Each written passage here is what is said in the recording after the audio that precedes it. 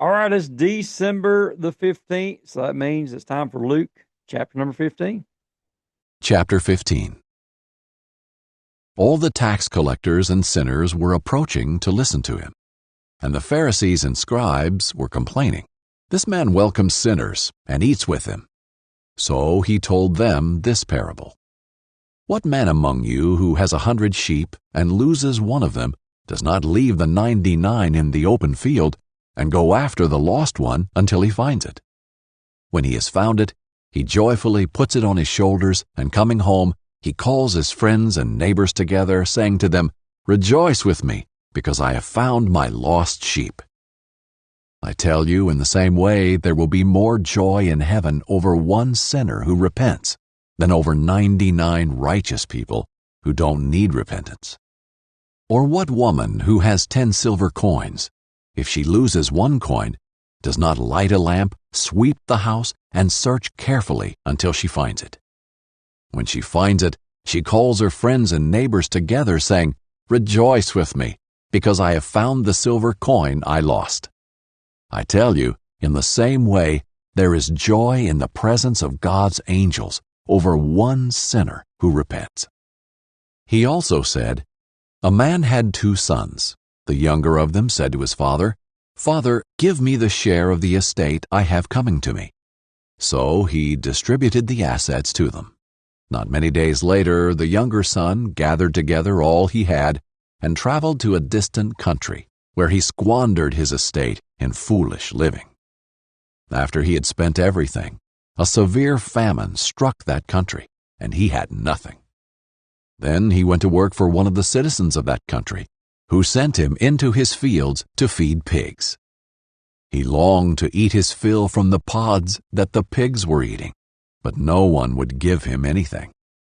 When he came to his senses, he said, 'How many of my father's hired workers have more than enough food?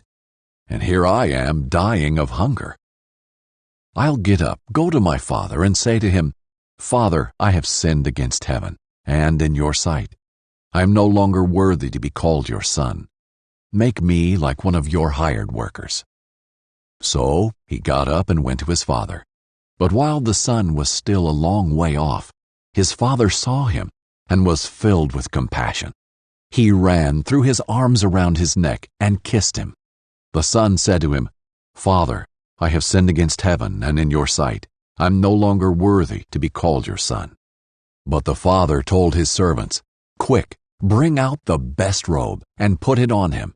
Put a ring on his finger and sandals on his feet. Then bring the fattened calf and slaughter it. And let's celebrate with a feast, because this son of mine was dead and is alive again.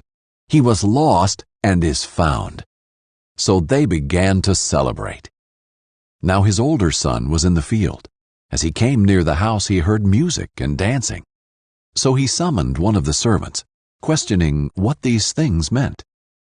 'Your brother is here,' he told him, 'and your father has slaughtered the fattened calf because he has him back safe and sound.' Then he became angry and didn't want to go in. So his father came out and pleaded with him. But he replied to his father, 'Look, I have been slaving many years for you, and I have never disobeyed your orders. Yet you never gave me a goat so that I could celebrate with my friends. But when this son of yours came, who has devoured your assets with prostitutes, you slaughtered the fattened calf for him.' 'Son,' he said to him, 'you are always with me, and everything I have is yours. But we had to celebrate and rejoice because this brother of yours was dead and is alive again. He was lost and is found.'" All right, it's time for our family discussion questions once again. Adults, what does this chapter teach about following Jesus in your daily life? Middle school and high schoolers, how would you explain the main lesson from this chapter to a friend? And for our elementary school students, what can we learn about God from this story? Have a great time of discussion.